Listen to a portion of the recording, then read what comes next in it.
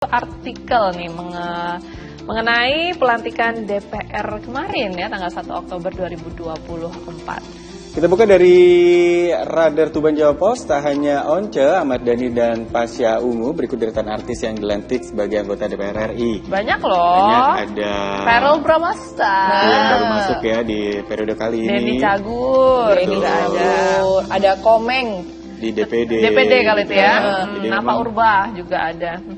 Sayang Bu Kade ini ya nggak ikut terlantik. Gak kan dia mau nyalon lagi pilkada ya sekarang. Kita lanjut melihat artikel selanjutnya pemirsa dari jawapos.com. Dilantik jadi anggota DPR RI, Uya Kuya janji tak akan kecewakan rakyat. Tuh ya, janjinya Uya Kuya tidak akan kecewakan rakyat. Jangan hipnotis rakyat ya. Betul. Untuk Uya Kuya jangan dihipnotis dan juga jangan tiba-tiba ada masalah dihilangkan gitu. Jangan sulap-selip ya. Dengan sulap, tapi kalau dengan solusi ya kenapa enggak? Gitu ya. Sama Uya Kuya dan juga istrinya juga ya. Juga ya. Jadi memang termasuk dianggap partai artis masih dengan jumlah artis paling banyak dari PAN ya. Ya, partai artis nasional. Katanya gitu. Jadi kata Eko Patrio juga dari PAN juga lolos juga nih. Yuk, kita ada artikel satu lagi kah yang bisa dibuka? Nah, dari jawapos.com, resmi jadi anggota DPR Putri Zulhas pastikan akan kawal isu pendidikan dan kesehatan. Ini adalah anak dari Menteri Perdagangan dari Dapil Lampung kalau nggak salah. Saya sih agak salfok dengan pasangannya. Bajunya penuh dengan ronce-ronce dan kemewahan ya kalau kita lihat dari anggun elegan sekali. Masih satu partai dengan Uya Kuya sebelumnya juga. Nah, siapa aja sih sebenarnya artis-artis yang ada di parlemen di DPR RI saat ini? Kita coba cek grafisnya deretan selebritas yang masuk ke jajaran parlemen di DPR RI. Ini dia, ini dari PDI Perjuangan ya, ada Once Mekel, ku boleh acuhkan. Aduh, kemudian ada Denny Cagur. Lanjut lagi, ada siapa lagi kira-kira di sini dari Gerindra? Melly Guslow, Mulan Jamela, Ahmad Dhani juga ada. Pasangan satu ini suami istri ya pemirsa ya.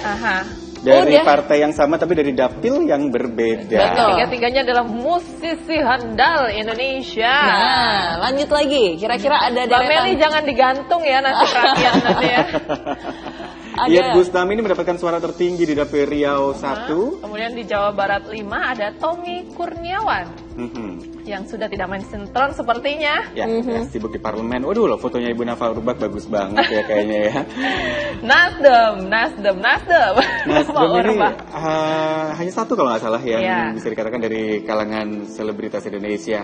Dari Jawa Tengah 6. Banyak perempuan ya sepertinya ya. Yang masuk di parlemen dari kalangan selebritas. Dan lanjut lagi yang tadi kita bilang partai artis nasional. Ya, ada Eko Patrio dapil DKI Jakarta 1, Uya Kuya DKI Jakarta 2, Sigit Purnomo Pasha Ungu ya DKI Jakarta 3, Desi Ratnasari Jawa Barat 4, dan Verrell Bramasta Jawa Barat ke-7.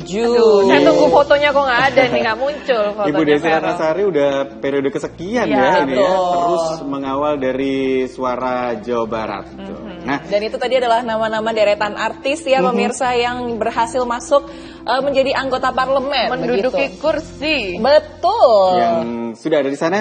Dan kursi yang udah ada di sini kita bersama dengan pakar politik Bapak Agus M. Fauzi untuk membahas terkait wajah baru legislator, wakil rakyat atau wakil parpol. Jadi langsung saja dijawab Bapak. Kita sapa dulu nih. Selamat pagi Pak. Pagi. Sehat hari ini Pak? Alhamdulillah. Alhamdulillah segar sekali. Segar padahal nggak dilantik kemarin ya. Atau jangan-jangan Bapak mengusung loh. Ini wajah-wajahnya sebenarnya kalau dari persentase wajah lama dan wajah baru ini hampir 50-50, masih lebih banyak wajah lama sepertinya Pak. Dan kalau dibilang ini mewakili partai atau mewakili rakyat, sebenarnya gimana pandangan Pak Agus? Dua-duanya benar ya harusnya ya? Gimana nih?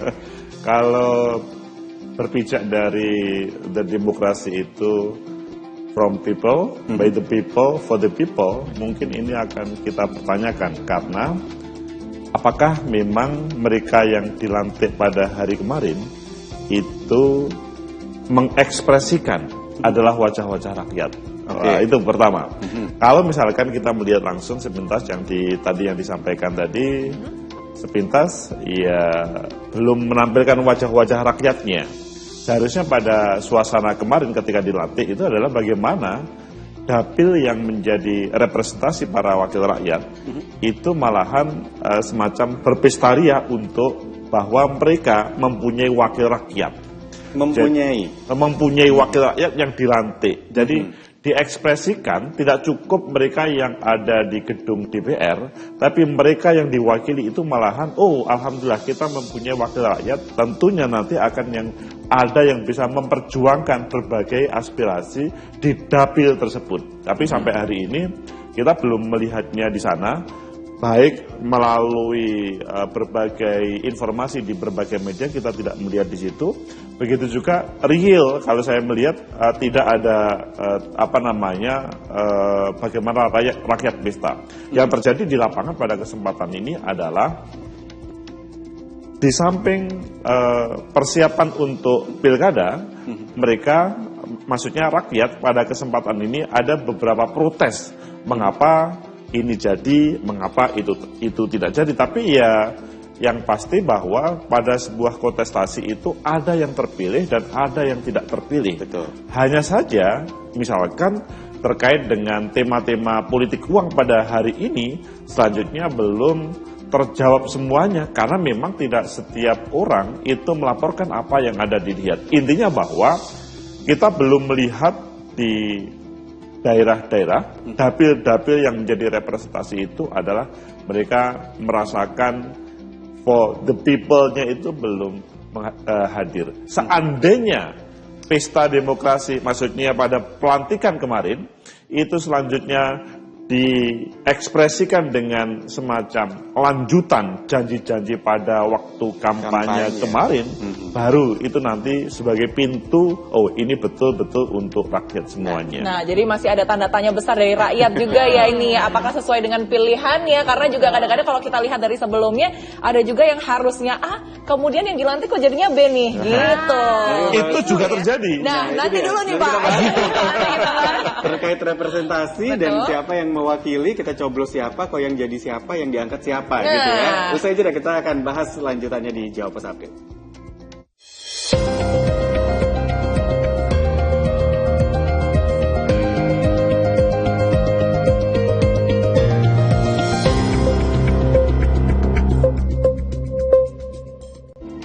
Ya, Nusantara People masih melanjutkan bersama dengan Pak Agus M. Fauzi, pakar politik dari UNESA, dan kita masih membahas terkait yang dibahas tadi. Euforianya belum merepresentasikan dapilnya gitu ya Pak ya. Betul. Tapi yang saya perhatikan beberapa malah sudah mulai membahas, saya pengennya di komisi ini nih, komisi itu. Terlepas memang mungkin teman-teman wartawan juga nanyanya mungkin begitu ya. Tapi gimana dengan mindset seperti itu? Karena kan memang mereka punya background keahlian masing-masing, dan apalagi yang perempuan nih biasanya inginnya di komisi yang berkaitan perempuan dan anak.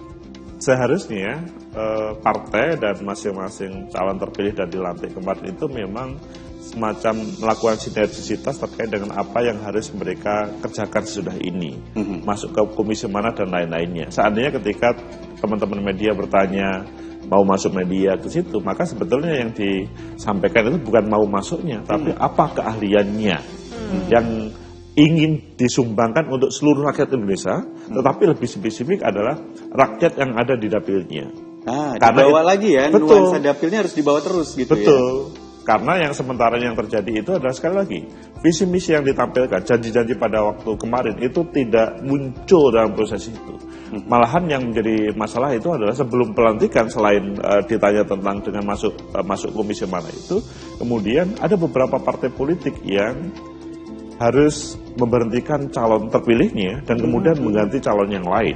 Ini kan menjadi sebuah tamparan terhadap demokrasi di kita ya. Ini kalau mau langsung ambil contoh yang kemarin adalah di Jawa Timur juga ada. Dapil Jawa Timur ada dua bahkan yang harus mundur, tidak hanya satu, dan memang terang-terangan alasannya demi untuk calon nama lain yang tidak terpilih sebenarnya untuk bisa masuk.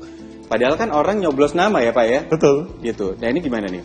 Meskipun partai juga punya kuasa di situ. Inilah yang selanjutnya disalahpahami oleh elit partai politik. Jadi pada waktu Orde Baru itu bagaimana waktu itu partai politik itu kuasa terhadap proses pemilu demokrasi.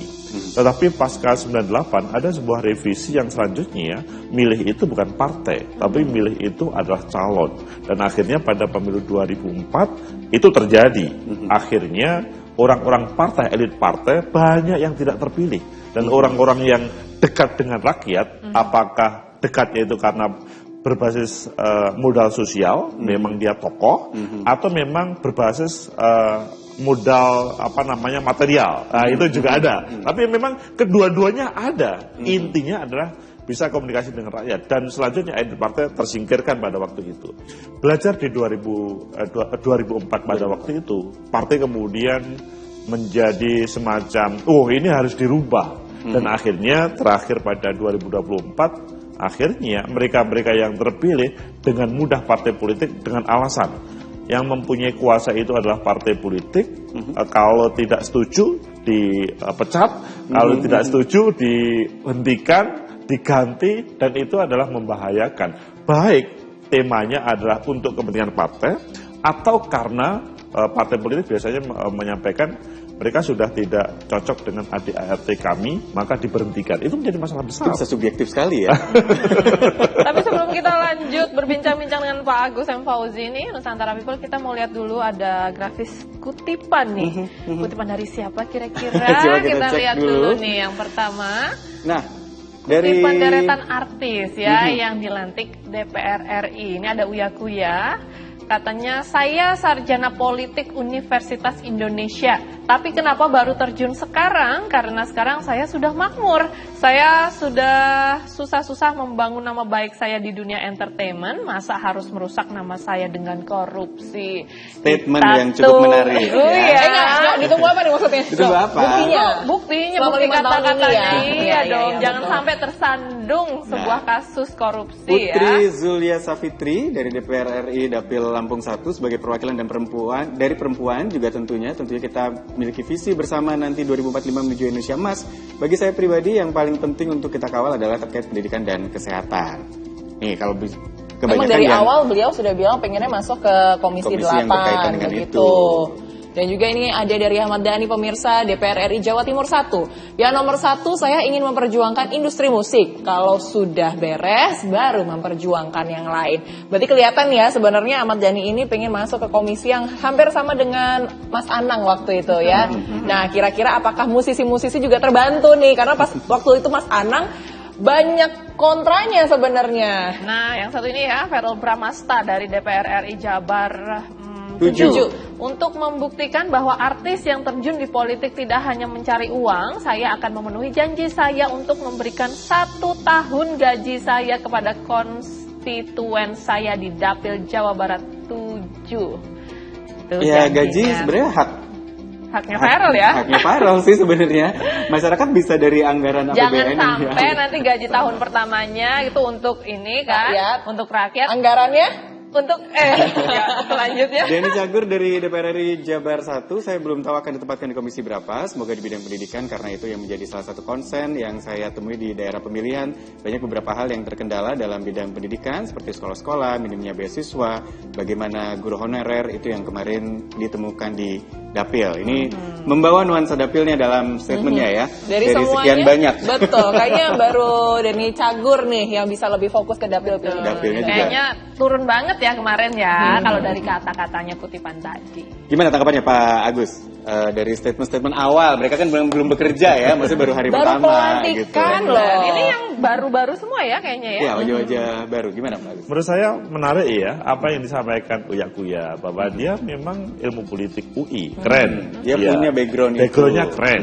Tapi selanjutnya adalah nggak mungkin saya korupsi. Nah ini kemudian akan diuji selama 5 tahun ini, apakah memang dia itu tidak akan korupsi atau tidak. Seandainya dia memang sudah survive, maksudnya tidak membutuhkan, sudah settle, maka kemungkinan besar tidak akan korupsi. Hanya masalahnya adalah partai politik terkadang memerintahkan untuk ini dan ini. Jadi korupsi itu tidak untuk kepentingan dirinya, tapi bagaimana untuk kepentingan Golongannya gitu. golongan partainya untuk A, B, C, D. Sehingga kalau misalkan untuk kebutuhan Uya Kuya sendiri, saya yakin tidak mungkin korupsi. Kalau kita ingat kan memang banyak orang-orang yang tersandung kasus korupsi bukan orang-orang yang kekurangan ya Pak ya? Bukan kekurangan. Ya, dan akhirnya suka kebawa-bawa nama partai juga akhirnya. Itu karena sistem perpolitikan yang ada di negeri ini memang belum bisa survive. Jadi mereka tidak bisa mandiri karena memang tidak ada badan usaha milik partai, atau kemudian tidak ada bantuan memang dari pemerintah, dari level pusat sampai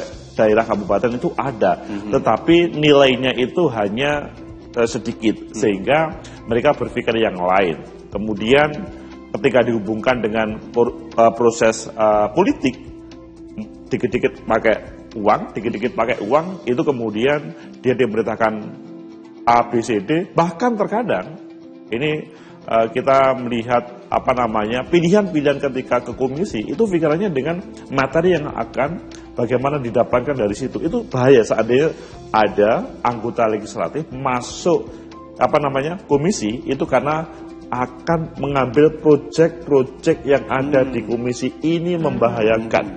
Mereka lupa bahwa posisinya itu adalah legislatif. Terkait dengan proyek itu adalah eksekutif. Legislatif itu tugasnya adalah sebagai balancing, penyeimbang dari yang ada di eksekutif. Ketika mereka masuk Komisi 8 terkait dengan pendidikan, jangan sampai berpikir nanti kalau saya masuk ke situ itu nanti mendapatkan banyak beasiswa, kemudian saya berikan untuk dapil saya, untuk pemilih saya. Ini membahayakan. Nggak bisa begitu. Ya tentunya akan menjadi tidak linier dengan tujuan beasiswa itu sendiri. Akhirnya terkait dengan beasiswa itu bukan untuk kesejahteraan siswa atau anak-anak didik kita, tapi untuk kepentingan elektoral. Jadi kalau ingin mendapatkan, maka harus menjadi pemilih saya. Ini menjadi masalah. Jadi barang jualan nih. Barang jualan. Itu jadi ada hidden agenda gitu ya. Kesannya jadi ada hidden agenda. Dan itu nggak bisa, karena harusnya memang merata sistemnya yang harus dijalankan dengan baik gitu ya. Betul, kalau memang dia layak untuk mendapatkan beasiswa, maka menurut saya diperjuangkan. Jadi kalau memang dia memperjuangkan tidak harus ada kontrak politik, pasti nanti di 2029 dia akan terpilih lagi tanpa harus kamu nanti memilih saya, tidak. Pokoknya memperjuangkan gitu aja. Kemudian tadinya bagus miliknya Ahmad Dhani ya tadi ya. Ahmad Dhani memperjuangkan terkait dengan musik. Gitu ya. Menurut saya itu malah yang keren. Keren itu dalam artian memang itu dunianya. Meskipun di situ pasti akan mendapatkan tantangan pemusik lainnya, tetapi minimal dia mempunyai effort untuk ke sana, dan selanjutnya dia tidak berpikir komisi mana, tidak harus berpikir, biarkan partai nanti memasukkan ke komisi berapa, dan yang lebih penting lagi adalah dapil itu menjadi hal yang tidak dilupakan oleh Ahmad Dhani. Semoga teman-teman tadi semuanya juga berpikir yang paling utama adalah dapilnya itu diperjuangkan. Itu yang paling penting. Oke. Tapi kalau bicara tentang ini musisi-musisi, selebriti, ada beberapa yang juga masih cukup baru. Bisa nggak mereka membuat gebrakan gitu loh? Karena ini kan kadang-kadang sistem ini sudah begitu mengakar dan kuat. Institusi DPR RI ini juga bisa dibilang ya biar nggak kebawa arus juga. Nah, arusnya gitu kadang-kadang suka agak liar gitu loh, Pak. Apalagi arusnya itu kan kayak kenceng banget nih, nggak bisa kalau kita cuma ada Uya berontak. bilang saya nggak akan korupsi, oke, mungkin kita bisa percaya. Tapi apakah dia bisa mencegah institusi ini juga untuk nggak menjadi institusi yang korup gitu misalnya? Ini tentunya teman-teman media, teman-teman kampus yang akan menjadi penyeimbang mereka. Meskipun sebetulnya legislator itu seharusnya menjadi penyeimbang negara. Nah, bahkan dia sudah menjadi penyeimbang harusnya gitu ya. Diseimbangkan lagi. Gitu kan? Maka kita tidak boleh untuk berhenti untuk mengkritik, memberikan masukan terhadap para wakil rakyat kita yang awalnya mereka sebetulnya baik, tetapi pada titik perjalanan sesudah dilantik itu ada kadang-kadang instruksi dari partai atau instruksi yang tidak benar dari bla bla bla bla bla, akhirnya kemudian mereka menyeleweng. Jadi koruptor hadir karena ada kesempatan. Betul. Seandainya mereka tidak ada kesempatan, kemungkinan tidak korupsi. Nah, Uya dan teman-teman tadi pasti akan diuji dalam proses 5 tahun ke depan ini. Jadi karena saya tiba-tiba ingat beberapa tahun yang lalu katakan tidak pada korupsi, ya kan? Ada wajah-wajah yang tersandung juga gitu. Yang ngomong begitu padahal. Ya biasanya dutanya begitu soalnya kan. Jadi kalau kita kembali lagi ke tema hari ini, wajah baru legislator ini, wakil rakyat atau wakil parpol, kembali lagi ke Pak Agus. Kita sebagai masyarakat, kita akan melihat wakil rakyat ini dalam porsi parpol dan porsi untuk rakyat dengan cara seperti apa? Jadi kalau menurut saya, mereka yang terpilih pada hari ini seharusnya selanjutnya merepresentasikan dengan wajah-wajah rakyat, bukan wajah-wajah partai. Memang di dalam proses politik yang ada di negeri, satu-satunya pintu itu adalah pintu partai politik. Menjadi presiden, menjadi bupati, menjadi sampai rendah, itu semuanya adalah partai politik. Tetapi jangan lupa bahwa partai itu tidak selesai, semuanya dipilih oleh rakyat. Jadi hebatnya negeri ini kita memang membedakan antara semua pintunya lewat partai, tetapi yang memilih itu adalah rakyat. Karena ini adalah produk rakyat, maka mulai dilantik sampai 5 tahun ke depan, dia merepresentasikan wajah rakyat.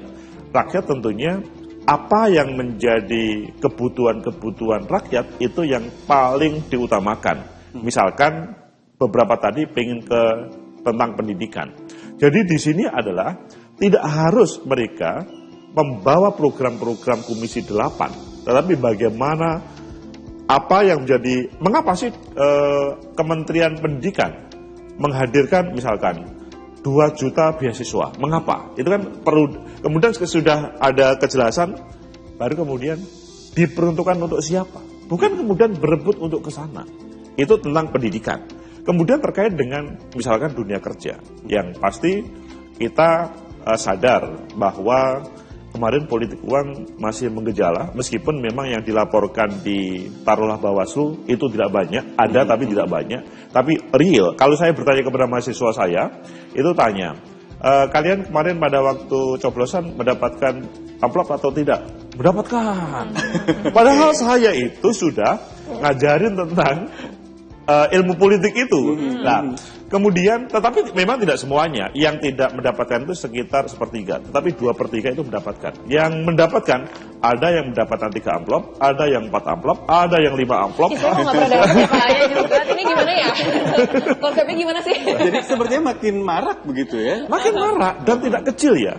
Ada satu orang itu mendapatkan sampai misalkan 400.000. Ini lumayan loh. Makanya itu bagi yang tidak mendapat, waduh. Tapi kemudian ini yang seharusnya kemudian menjadi edukasi. Jadi kalau menurut saya, mulai saya sudah dilantik ini adalah berpikir berjuang untuk rakyat, itu sebagai modal untuk 2029 untuk dipilih lagi tanpa harus politik uang. Oke, baik. Kalau dari tadi Bapak Agus ini bilang bahwa yang di-highlight itu adalah kayaknya ini ya, yang datang kemarin dipelantikan kurang mencerminkan rakyat gitu. Berarti mulai dari sekarang, mumpung baru hari pertama nih ya Bapak kemarin ya, udah bekerja mengemban tugas yang begitu luar biasa, bisa harus lebih fokus lagi terhadap rakyat. Namanya begitu. juga kan wakil rakyat. Setuju. Wakil partainya udah dilepas dulu lah ya, gitu. Nanti menjadi Diketawain loh Bapak Agus. representasi partainya nanti